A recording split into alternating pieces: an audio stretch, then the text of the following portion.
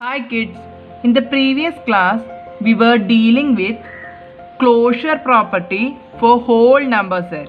We were discussing about does the addition satisfies or subtraction and multiplication and division.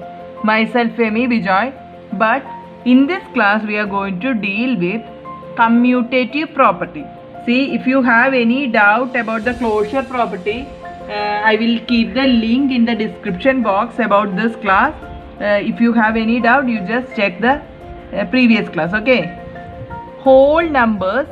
Does whole numbers satisfies commutative property under addition? See, this was our basket, whole number basket. For checking the commutative property, just pick out two numbers from this basket and do the calculations. First calculation is addition and just find out its answer. Just reverse the order of these two numbers and find out its answer again. If both the answers are same, we can say that these two numbers are satisfying commutative property. See, in this paper we can do commutative property.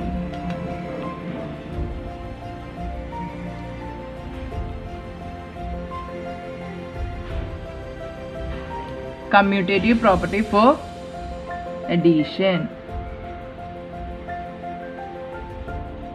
Okay, I told you just pick out two numbers. See, 2 and 3 I am taking and doing the calculation. Our calculation is addition. Doing the calculation, I got the answer 5. Commutative property says that just reverse the order of these two numbers. See, 3 and 2 are our numbers. See, 2 plus 3 means 2 and 3. These two are joining together. Okay. Just reverse the order means 3. First keep 3 chanas and then keep 2 chanas. The answer will not be having any change. That means 3 plus 2 also will be giving you the answer as 5. Again check two more numbers. See, these two answers are same. Again check two more numbers, 4 and 5. Just add these two numbers. Answer is 9. Just reverse the order like this, 5, 4. Do the calculation. Calculation is addition here. Answer is 9. See, both the answers are same.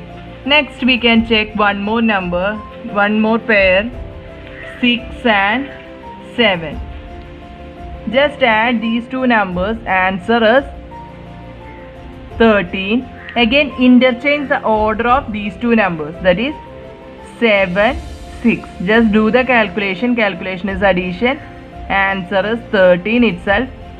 So we can say that, see, coming back to our problem, we can say that whole numbers satisfy commutative property under addition. So our answer is yes. Got it? Next we are going to check that does whole numbers satisfy commutative property under subtraction. So here we can write as subtraction.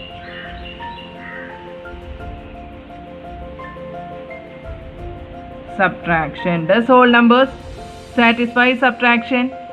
For that, just pick out two numbers. See, 6 and 7. Find out the answer. Put the sign as minus. Answer is -1. I know you are not familiar with this number. Negative numbers. Anyway, let it be. Interchange the order of these two numbers. That is 7 and 6. Just do our calculation. Calculation is subtraction. Answer is 1. We can say that these two answers are not same. So we can say that, here we can say that whole numbers are not satisfying commutative property under subtraction. So our answer is no. Our answer is no. Okay. Next we are going to deal with multiplication. Our question comes like this. Does whole numbers satisfy commutative property under multiplication? For that, again take this basket and write down multiplication.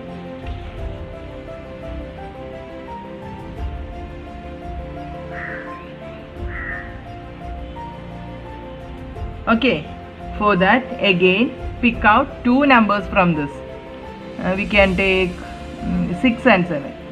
6 and 7. Just do the calculation. Answer is 42. Just reverse the order of pick out numbers. That is, I reverse 7 into 6. Again answer will be 42. These two answers are same. Let it be there. Again pick out two more numbers. 3 and 4.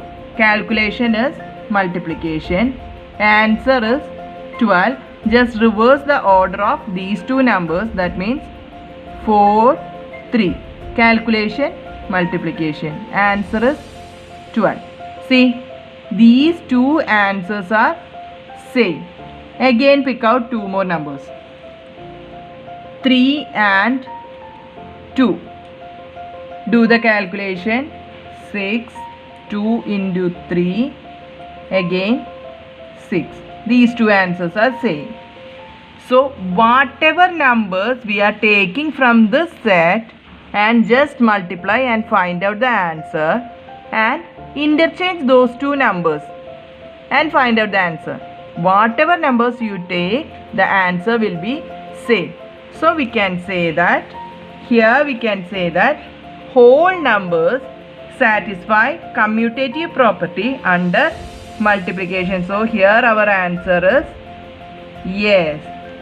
Now you have a doubt coming like this. Why I stopped with one example here for subtraction? From the first example itself, I conclude that these two answers are not same. That's why it is not satisfying. That means whole numbers are not satisfying commutative property. Okay. Here first example says yes. Second example also said me yes. Then third example also said me yes. Okay. That's why we gone with more example. Next our question is, does whole number satisfy commutative property under division? Here division. Okay. Just pick out two numbers from the set. 2 and 3. Just divide these two numbers. Our answer will be 2 by 3. And just reverse the order. 3, 2. Divide. Answer is 3 by 2. See, these two numbers are not same. So from this example itself, we can say that whole numbers does not satisfy commutative property under division. So our answer is no. In the coming class, in the next class, we will be dealing with distributive property.